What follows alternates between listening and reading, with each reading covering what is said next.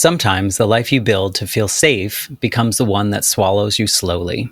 For Lin, that moment of truth came in an empty parking lot, a morning that began with tears, and it ended with a decision to stop living for everyone else.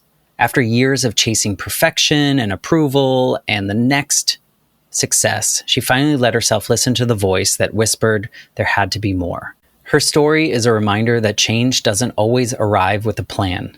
Sometimes it starts with a crack in the routine, a quiet no, and the courage to step into the unknown.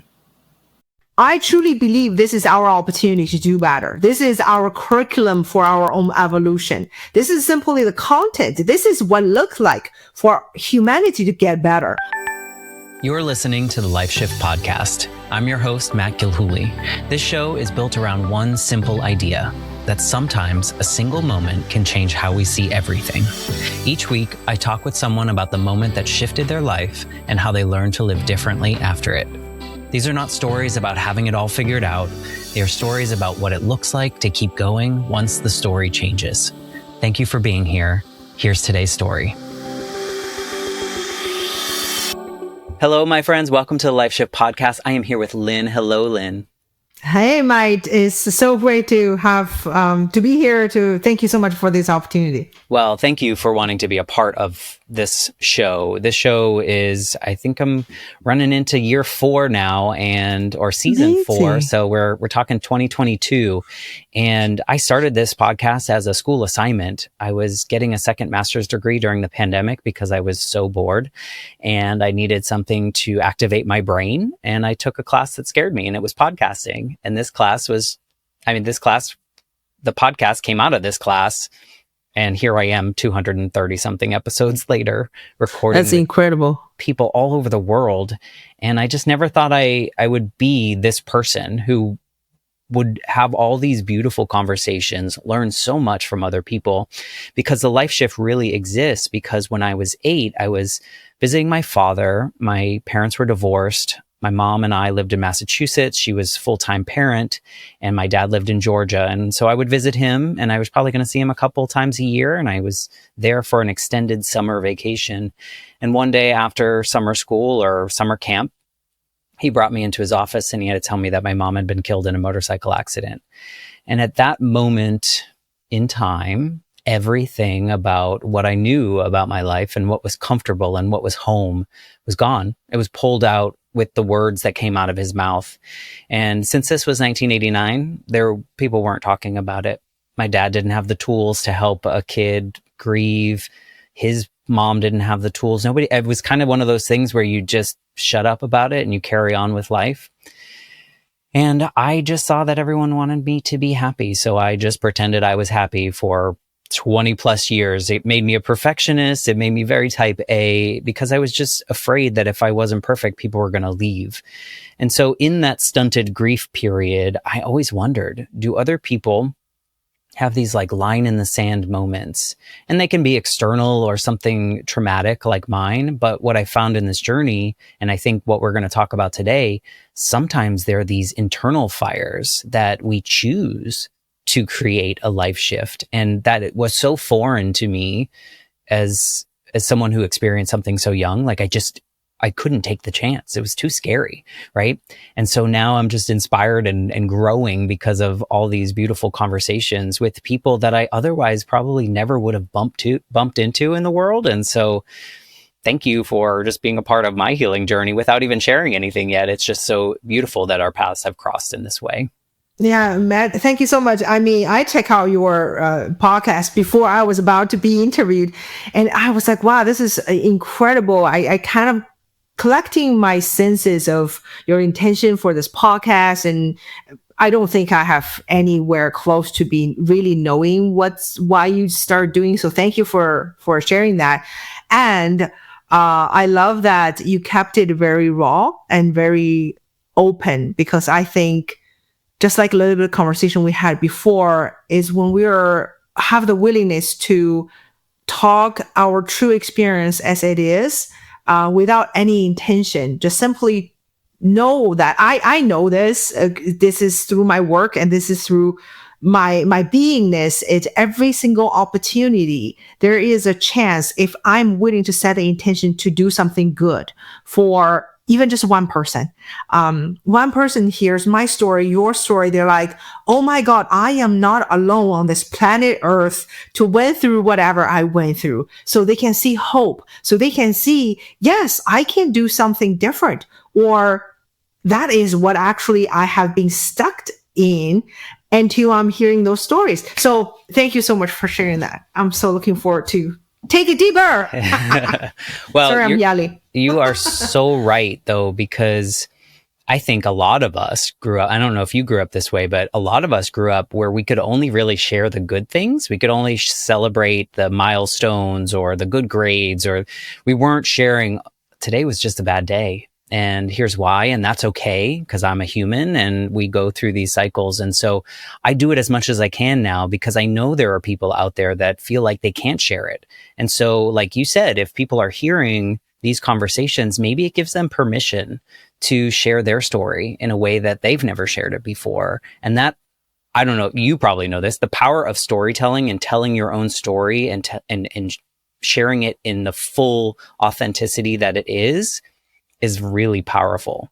And it makes sense of things. Things are much crazier in my head. And then when I say them out loud, it makes sense of things. It puts things in order, and then I can move forward with it. And so, yeah, you're so right. The connection is so important to hear, but also to be a part of.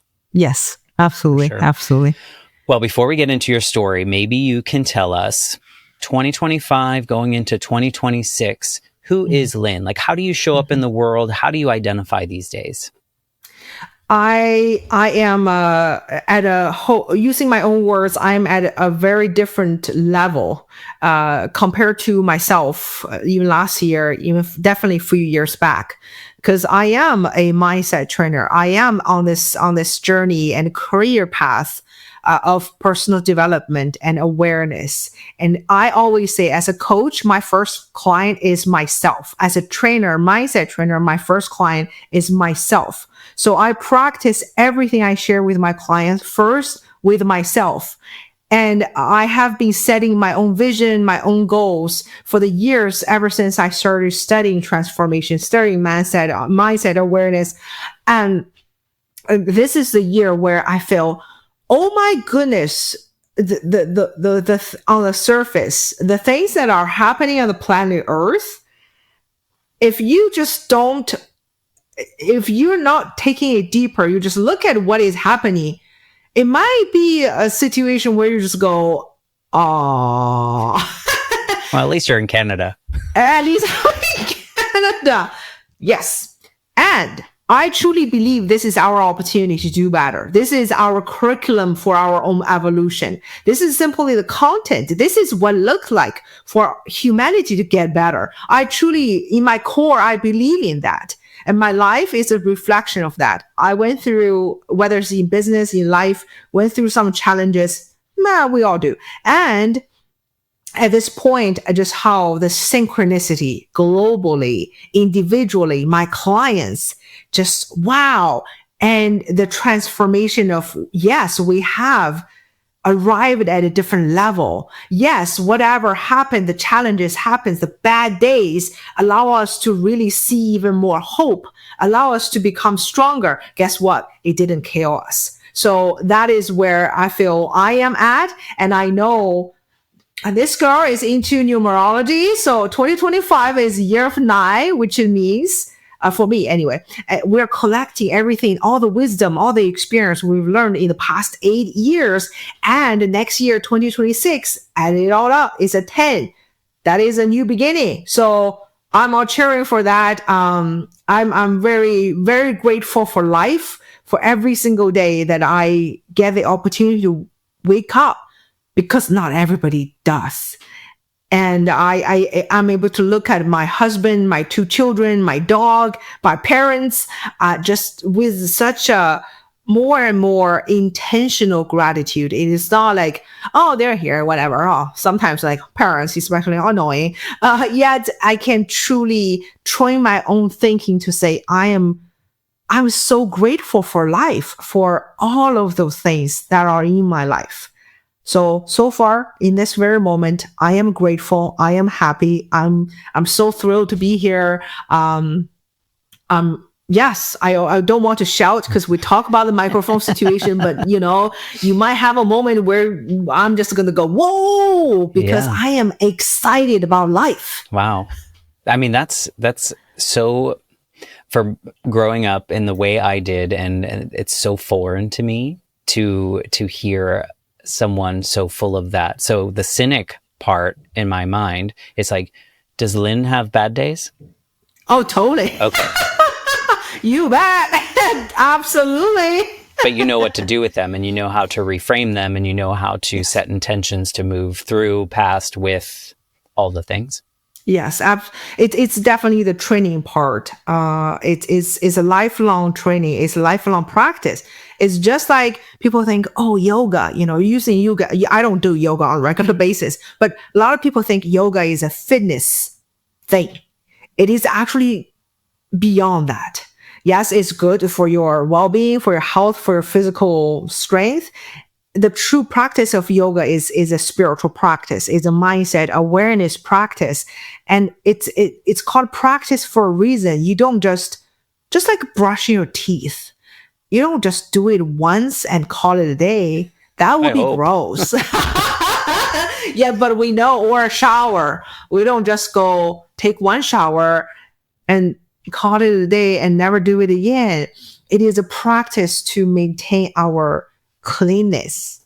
It's a practice to mind your own mind, my own mind. When my 9-year-old just being a 9-year-old, when my 3-year-old is just being a 3-year-old, when the dog is just being a freaking dog, and I can really honor my humanness to have a moment of rah, and I can come back to say, all right, I have a different level of awareness compared to myself a few years ago, to not staying there for days. Or let's say I raise my voice. Yes, I do raise my voice towards my children. Never intentional. It's just that moment, I lost control of my own thoughts and temper. And afterwards, I can choose to not feel guilty. Because guess what? Feeling guilty as a mother is so easy. It seems like the right thing to do. And it's never going to help yourself. It's never going to help you to become a better mother, better wife, better partner, better nothing. But a human condition is, you feel guilty. If you don't, something's wrong with you. Is it? Can we change it? I choose to change that pattern because I want to be truly better. I'm going to learn from that situation, and I'm going to really set the intention that I'll never do that again. Well, not a promise, but that's the goal. Intention. That's the intention. And guess what? I am getting better and better. Yeah. No, I think that's beautiful. And I had to just bring that up because I think there are people out there that are selling like a quote unquote happiness, and it feels very toxic in a way, because it's like there is a reality to our lives as well. And not, I would be questioning if someone was happy all the time and didn't have waves of things happening in their lives. So thank you for answering that. Absolutely. And my, I feel called to just share really quick. I was born and raised in China. And I came to Canada when I was 20 years old. My parents, very typical, at the time, they got married when they were 20, not even 24. They had me right away. So they were very young, considering, I think. They were 20, not even 25 when they had me. From the age about 5, 6 onwards to about 13, 14, they beat me up on a daily basis. Very often it's because they lost their own temper. And in Chinese culture, a child is being viewed as a property. I'm not bashing Chinese. I love China. I'm a proud Chinese. And I'm just simply stating it as what it is.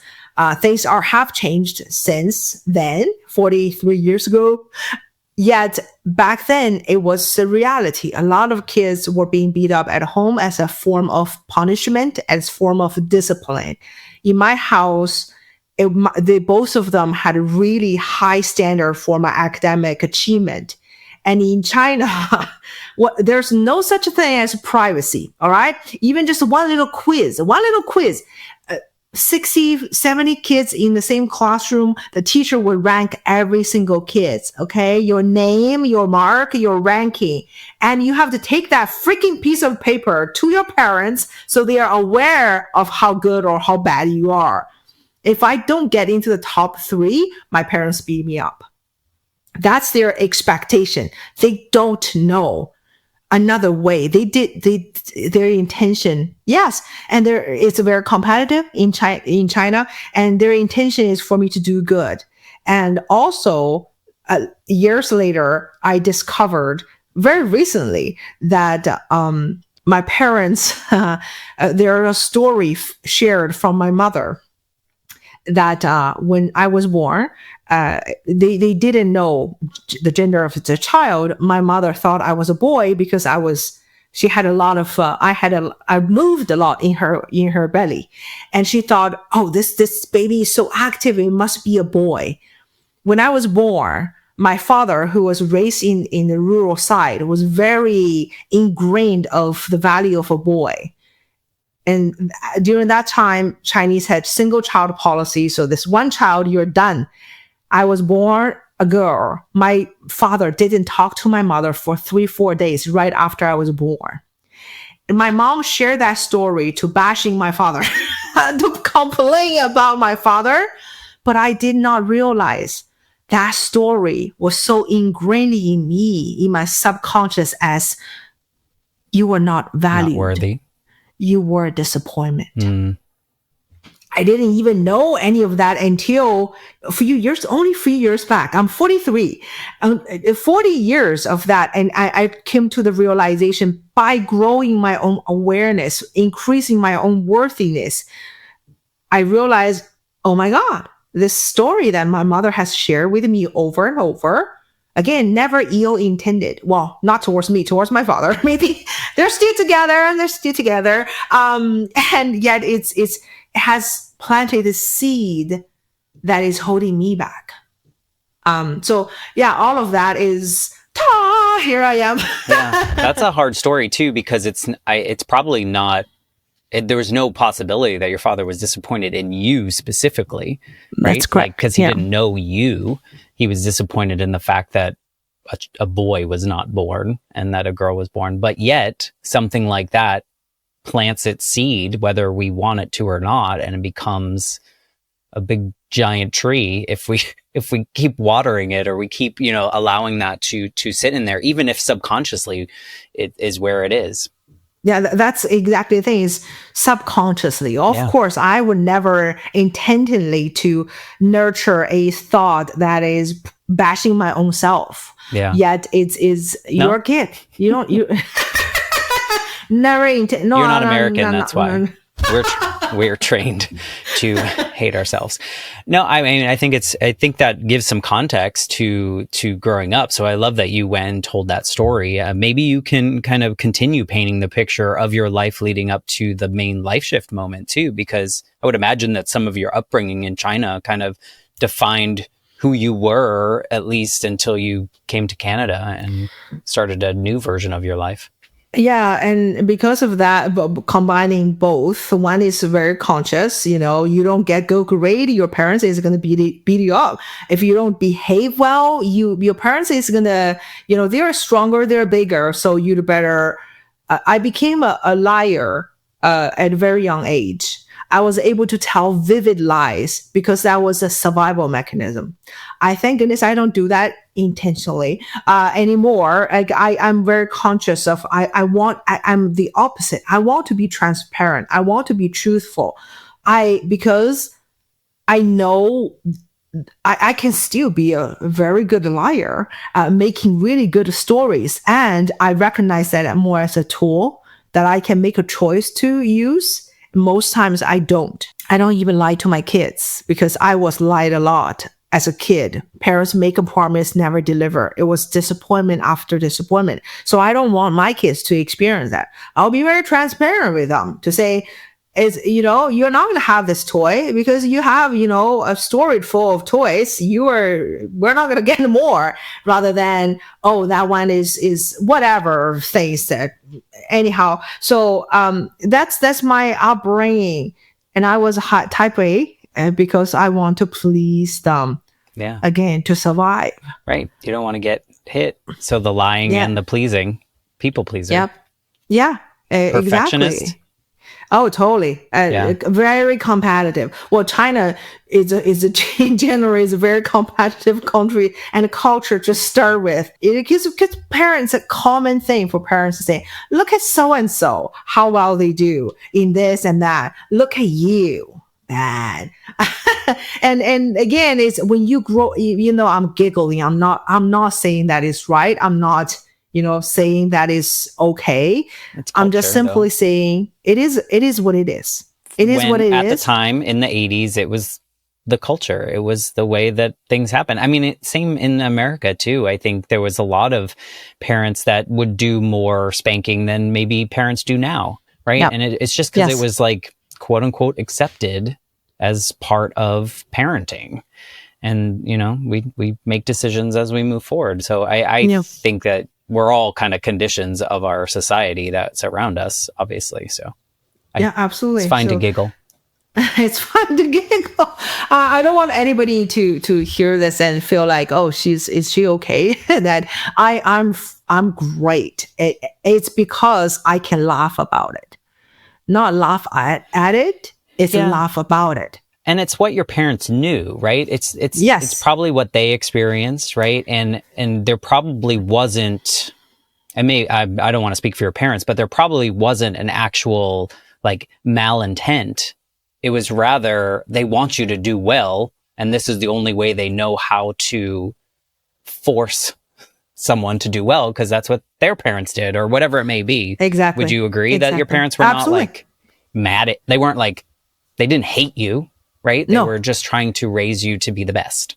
Exactly. My mom was the oldest, and she was very much being treated the same way. My grandfather, my mom's dad so she was the first, and she was a girl. So there was this, similar feeling, traditional feeling of, and she was beat up when she was growing up.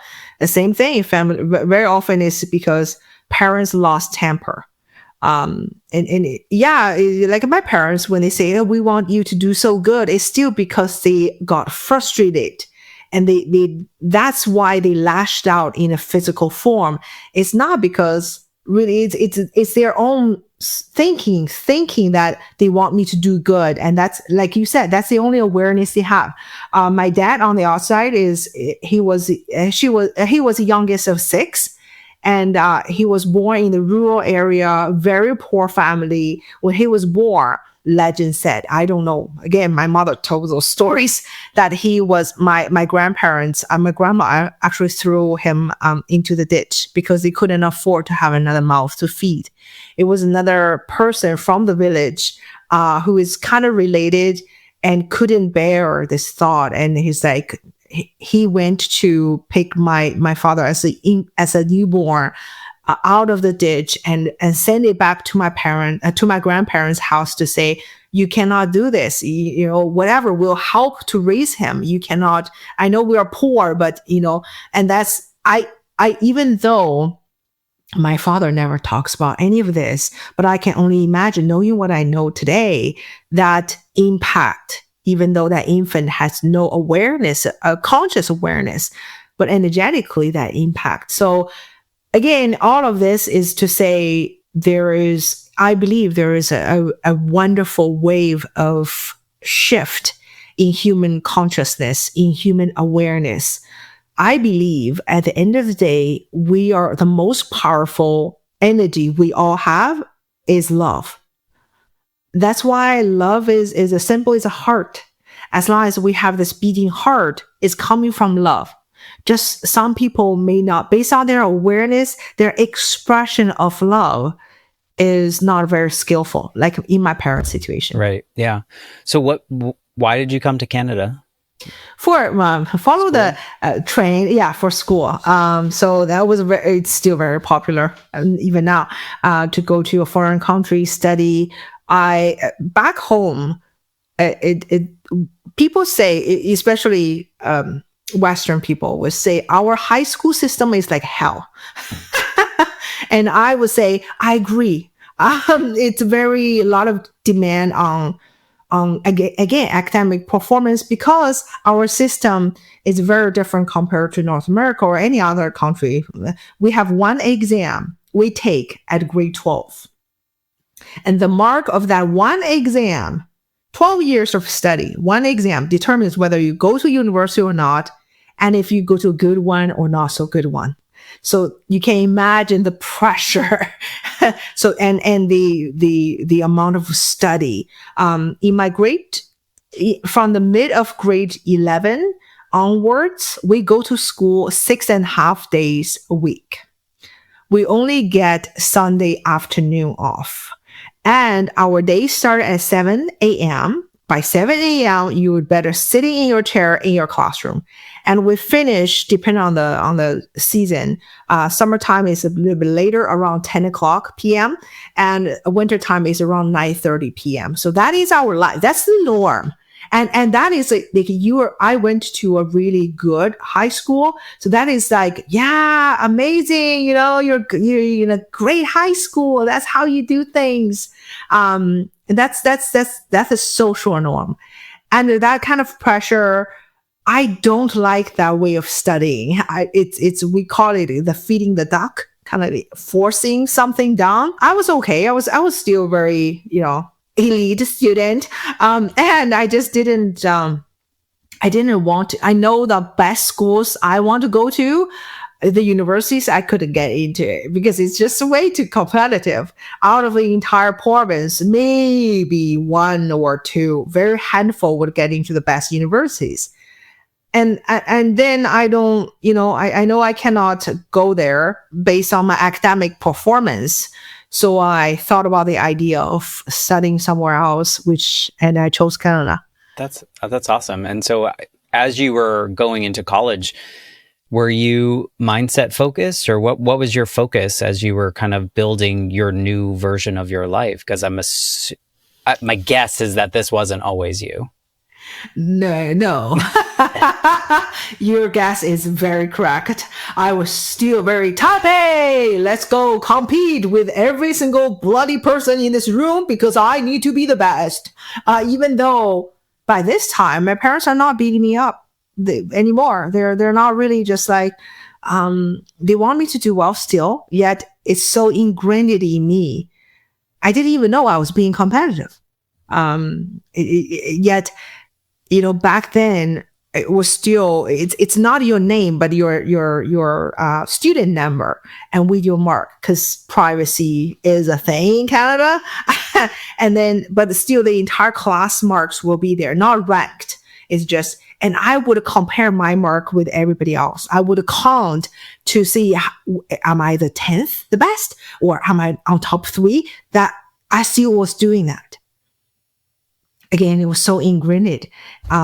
And that being said, because I left home when I was 20, that gave me the freedom to really grow into who I'm meant to be.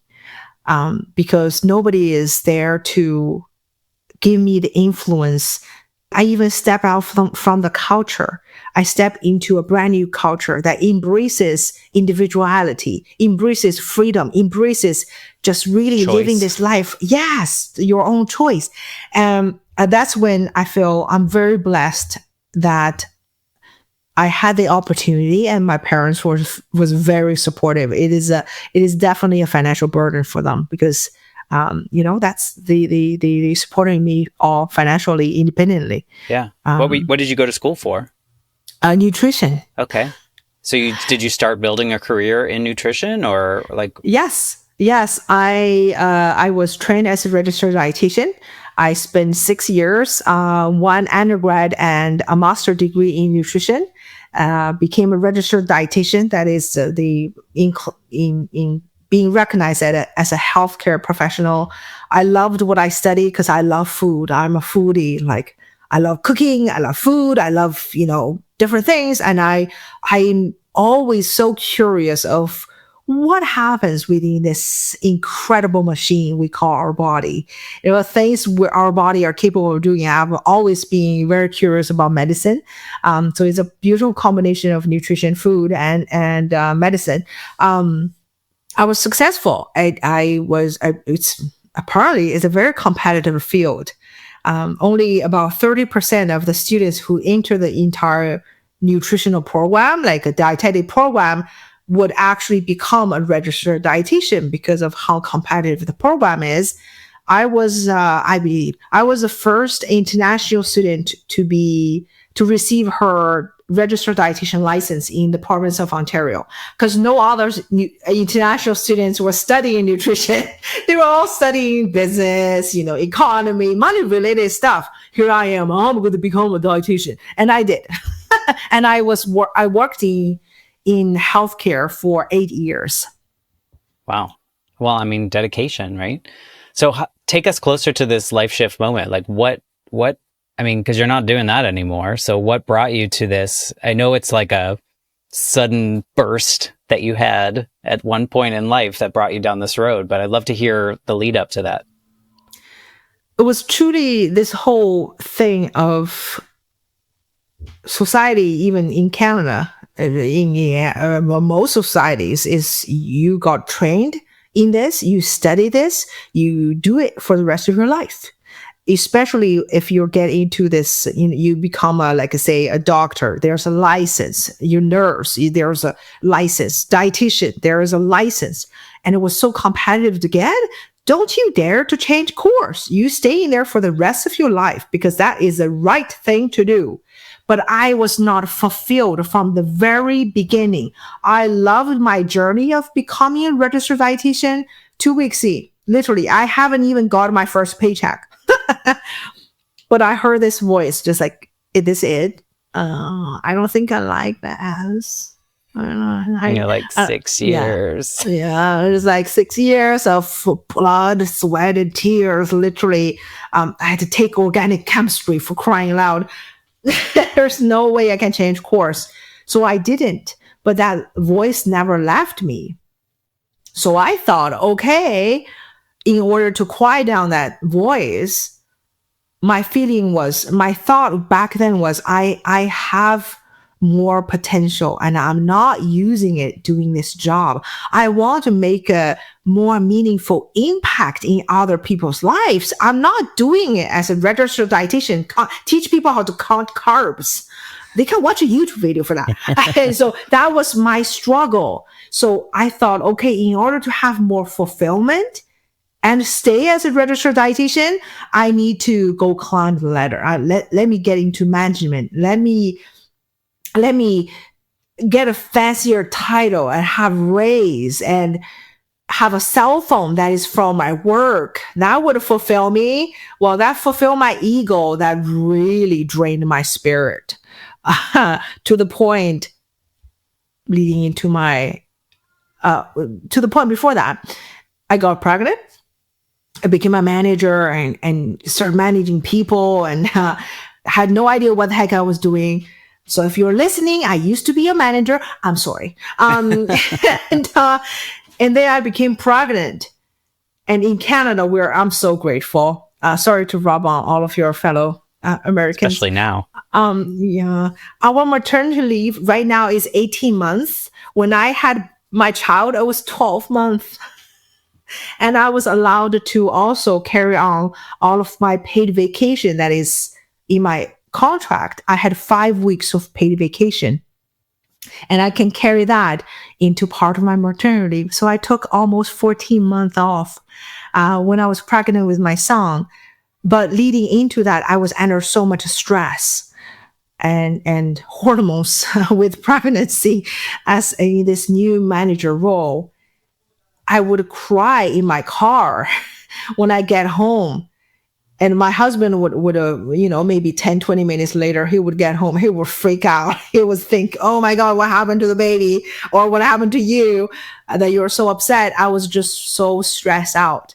But still, I thought there's no way I can leave this career unless I get a better, even better position. Maybe go back to school, do a PhD, or become a physician. So I still thinking upgrade my title was the way out. And I also, to happiness, to fulfillment. Mm-hmm. I thought, no, turn out. and I was so looking forward to this. Of course, being first time mom, I thought, oh my gosh, I'm going to have 13 and a half months off. How awesome is that? And then the baby arrived. I thought, oh my God, this is not a vacation. Lots of work. Yeah. So it's a lot of work. Yes. A lot of stress. So, a lot of different stress. Yet, yeah. So, yeah, fast forward to my moment. Yeah, tell us. Yes. So I went on mat leave. And I was really just the idea of maybe I quit this job.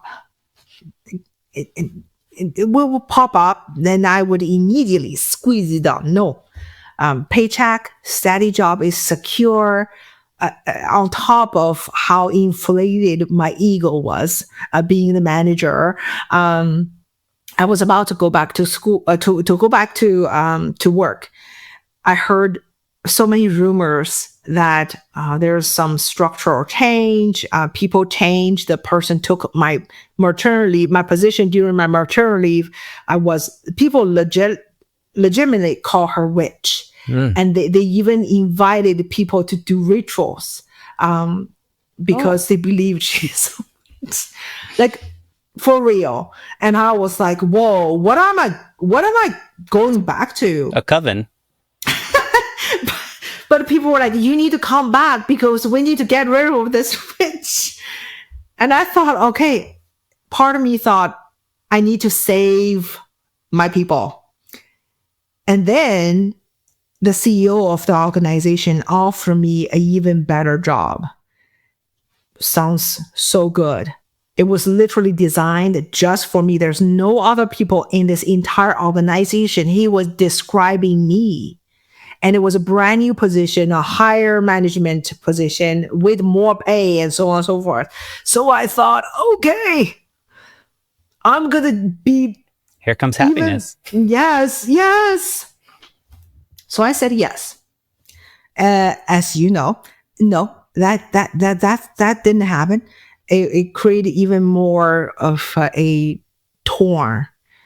The part of me was just new. It's not about anything wrong about the organization. It's doing wonderful work. It's my calling is not a fit with where they're going. And it became after I went back to work, that job became truly soul sucking. There were many days I would arrive at work in a way just telling myself, okay, check your soul here, because if you want to survive.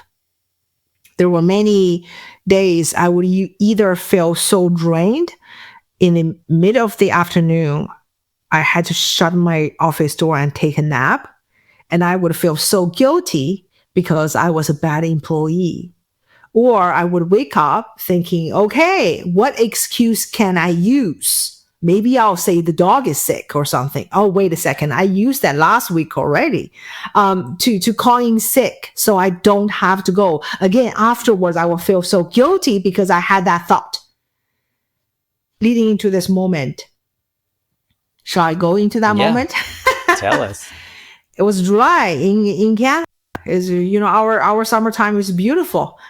Because our winter is brutal. So to make it contract, our summer is beautiful, perfect sunshine. There's no cloud in the sky. There I was, woke up so early because I got another promotion. I'd better show up even earlier. That's my ego saying. That's the girl that got beat up on a regular basis, trying to please. So I left my house so early. My taller son was not even up. My husband was not even up. I went to work. Nobody was there. Nobody told me to get to work early.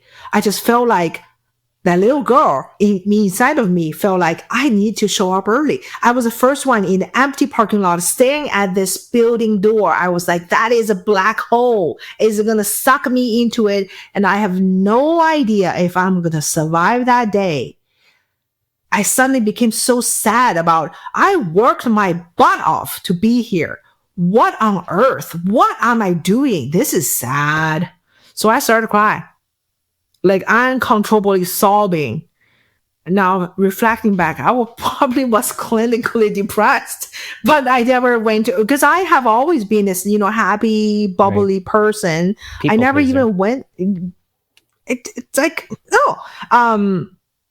I don't know how long I cried for. Probably just part of me realized you're in a parking lot and then your coworkers are going to arrive. They're going to have questions. You'd better not let them find out that you don't like your job. So I was thinking about, I'd better not ruin my makeup. So I just grab some, we call it Kleenex, and just wipe my face. And that was the moment, though, I thought, okay, this is not right. Something must change. I didn't have a plan of what to change.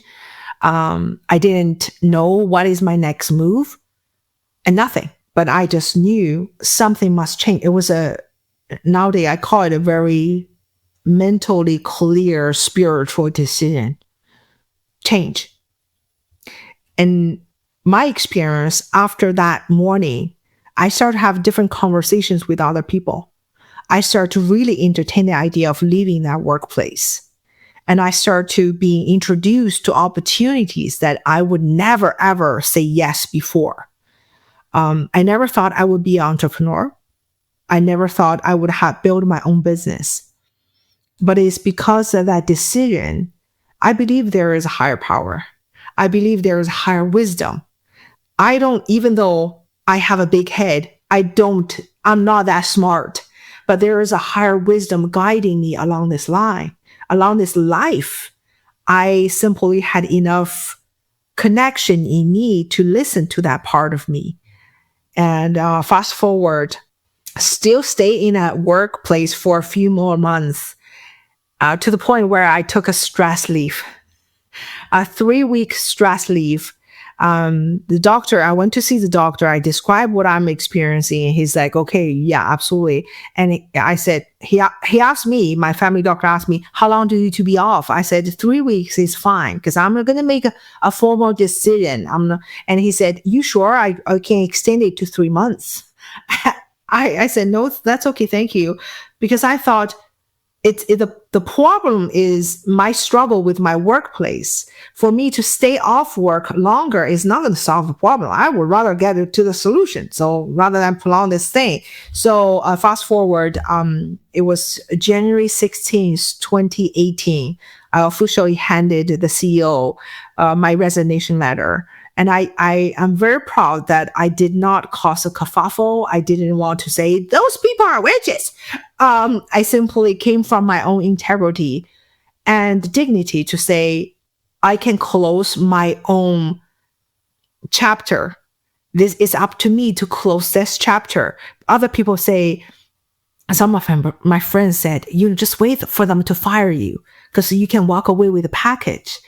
I thought, no. I'll be waiting forever.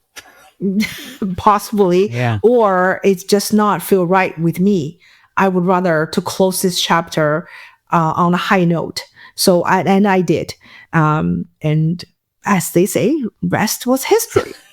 Would you say that moment in the car when you were crying and realizing that you were going to walk into the black hole again and maybe never come out, would you say that was a moment of letting go, in a way, of letting go of the need to do everything that you thought society wanted you to do?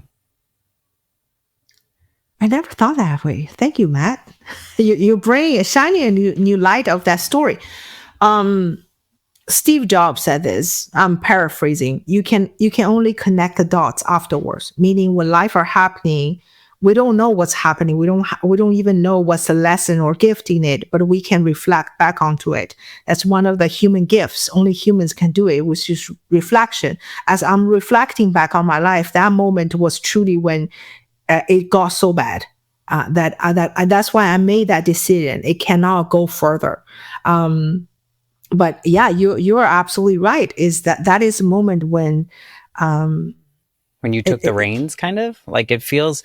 I mean, I can relate to it in so many ways because I think, growing up in the 80s, society had what I call a checklist, and it was very much like you do well in school, then you go to a good college, then you get a good job, get promoted, buy a house, buy a car. Like it was all these things that I assumed that if I did them all, I would reach happiness, or I would reach, like you say, fulfillment in a way. And every time it was like, okay, I got the promotion. I didn't even celebrate it. It was just like, what's next? Like, what's the next thing I need to check off? Because I'm not happy yet.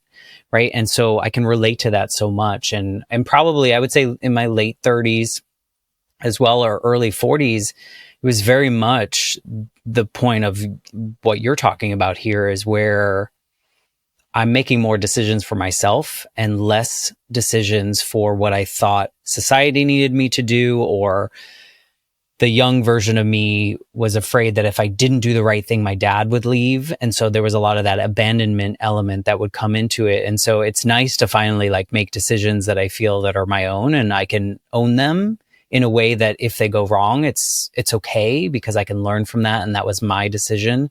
Do you feel like after you gave your resignation, that was more of like your approach to life as well?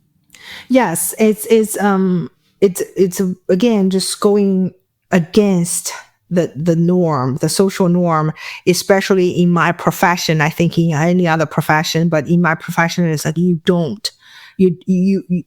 I actually went through a period of time after I resigned, started building my own business. Part of me felt like I betrayed my profession. It took me a while to truly own my own ground. Like you said, this is who I am. This is part of my extension of who I am. This is what I meant to do with the gift I'm giving through this power that's breathing me. And I own it with humble pride, with this celebration feeling and with this gratitude. And I know when I am that, I am being the best global citizen I can be, and I'm doing my part to make humanity better for that moment. So that is very much echoing what you're saying. Yeah, absolutely. Was there a cultural element to it, with your parents and kind of quitting on your journey, if you will, as parents might look at it? Funny you say that. Again, going back to I was 20, I left home, and that I started to become very independent. That my parents don't know Canada, they don't speak English, and they cannot guide me. And nor that they're never parents that want to guide me to study this or don't study that. They just want me to do well. So, and because we had almost 20 years of time where we're not together, so I very much became this very independent thinker and living my life independently. So they probably had their thought about me quitting my very secure, steady job and not be a dietitian anymore, but they never said it aloud. And in a way, they almost, as I remember in my early 20s, I was in university. I talked to them every single week on the phone. There was one day my mom asked me, "Do you hate us for what we did?" And I don't know what happened to them, but they're just like, she suddenly said that. And I can genuinely back then to say, I really don't. Because not that I didn't walk away with all those limiting thoughts about myself, but at that moment, the grown up me consciously, I don't hate them at all. I walked away with the treasure. I look at I'm a fantastic storyteller because of that curriculum or that experience. I'm very considerate about others' feelings because of that experience. I'm very caring and nurture because of that experience. And I'm tough because of that experience. So I walked away with all the good. I don't have any beef with my parents once forever. They moved to Canada 7 years ago. They have their own property here. I sponsor them to be immigrants, and they are in my house helping me to raise my 2 children. I'm so grateful for that. Matt, I had not cooked for 7 years because my dad is a fantastic cook. And I'm so grateful for that. That doesn't mean I don't have work to do to take care of my inner child. Really quickly, my inner child was the reason when our son was so easily conceived. Boom, first try, there you go. And when we wanted another child, it took us 3 years. It was because my inner child, that little girl in me, was so scared of life. And I never consciously acknowledged her. Never. Until the moment when I did, I was doing personal development. I'm sitting in front of my coach at a training retreat. I had the moment. Wait a second. I never acknowledged that little girl. I always tell her to shut up, be quiet, stay in the corner, because I'm strong, I'm tough, I can hang on to whatever. We are not a victim. We are never being abused. But that moment when I was trying so desperately, wanting to get pregnant again, and the doctor is saying, well, you're fine. We don't know what's wrong with you. Yet that moment I realized, wow, this girl is kicking the life out of me because she knows this life is another girl and she's scared. This is my story. You can take it to whatever way, but that is the moment. When I had that moment, it was another life shift for me. A week later, too much information, but I peed on a stick. It was 2 lines, all natural. And there she is. She's literally like a mini me. She looks exactly like me. And she is so sassy, and knowing that she's going to experience her life very, very differently compared to what I experienced. And also she gave my parents, I'm going to cry, another chance, because they're in their 60s. They both are just in a way spoiling her for them to experience being a parent to a girl again, to love her fully. So yeah, life shifts is a thing, and going through them, it's like, pardon my French, are shitty. But if you have the courage to go through them, the gift you walk away, it's only going to make your life better. I truly believe that. So those are the 2. The second one was not planned. Yeah. And I was naive thinking everyone has just like one. And it's like, we have a lot of them. And if we're lucky to have the awareness and the reflection and the ability to see how it served the new version of our lives, or how we changed because of it.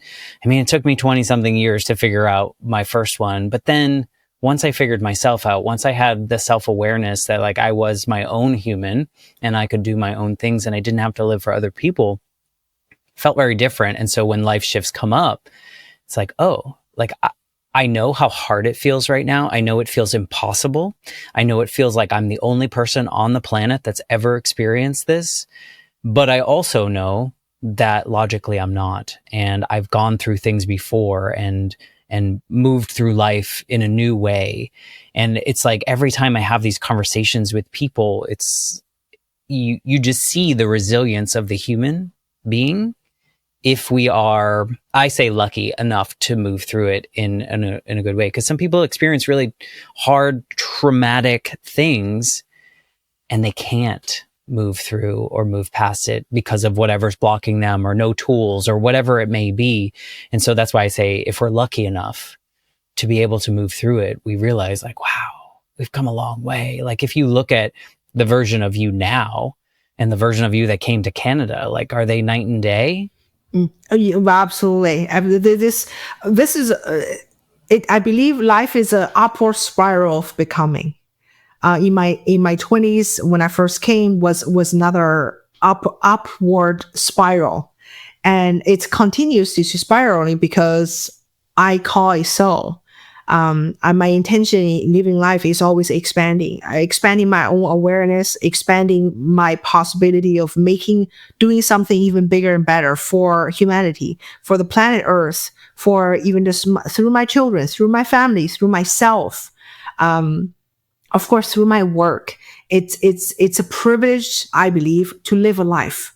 Even though there are 8 billion people on the planet Earth, it is like winning a lottery to have this human experience.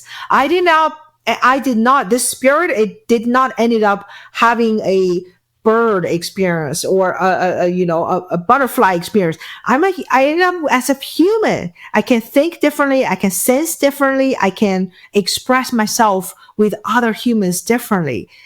So I have a job and I'm doing it. This is truly a beautiful thing to have the conscious awareness to say, whatever happened in the past, I can choose to walk away with the gems, with the treasure in it.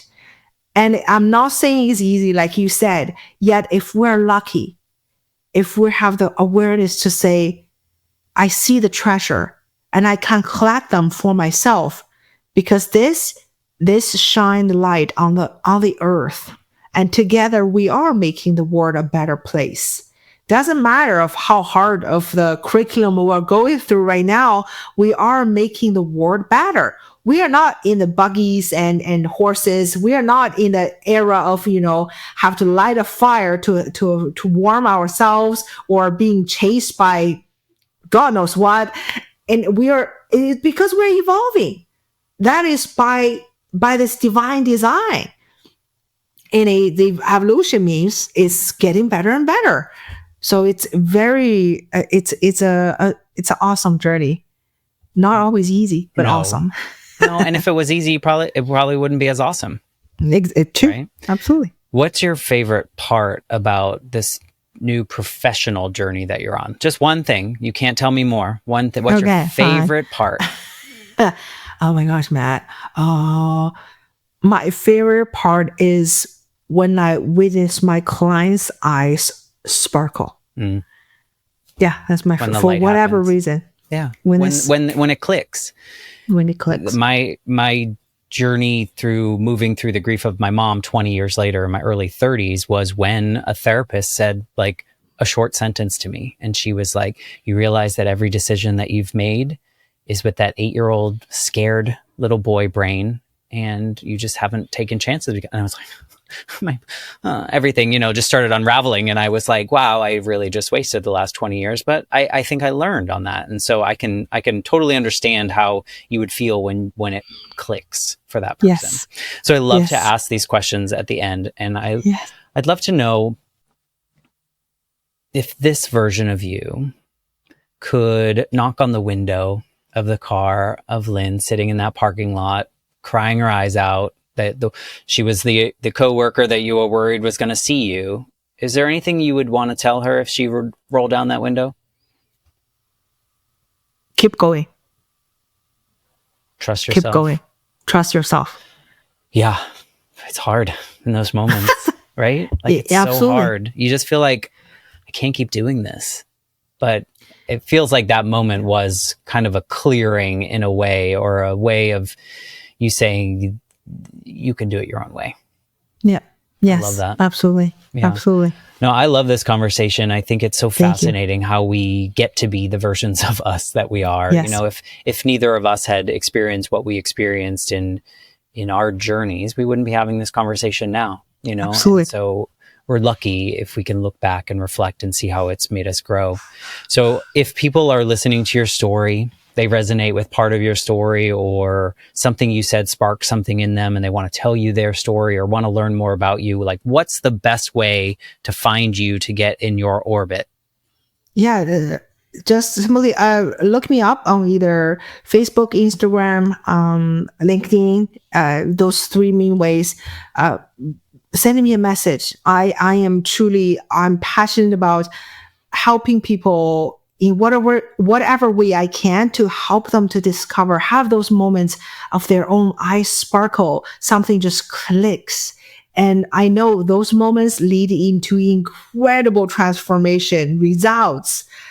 Even just, knowing that life, there's this one quote I love so much. I don't know where it's originally from, but this one shall pass. Whether it's hard times or good times, life is filled with so many different colors. That makes life colorful. And whatever color, sometimes it's like a black, dirty color, it's darkness. That is equally important as those bright, beautiful, colorful colors that make the entire picture wonderful. Yeah, and one makes you enjoy the other one in a different way or find respect for the other one in a different way. So I agree completely. And we'll put the links in the show notes so that people in the description for this episode, people can just kind of scroll down there and click it. I really encourage people listening, especially if maybe you're feeling alone or you're feeling like you're afraid to take that leap or something that Lin said today, like spark something in you. I encourage you to reach out and share your story, because there is so much power in telling your own story that I think there's a lot of value in that. I mean, obviously Lin will get value in that too, of hearing someone else's story and hearing how her story impacted your own. So please reach out, connect with Lin, do all the things, follow the Life Shift podcast, buy my new journal that I just put out in whatever month we're in.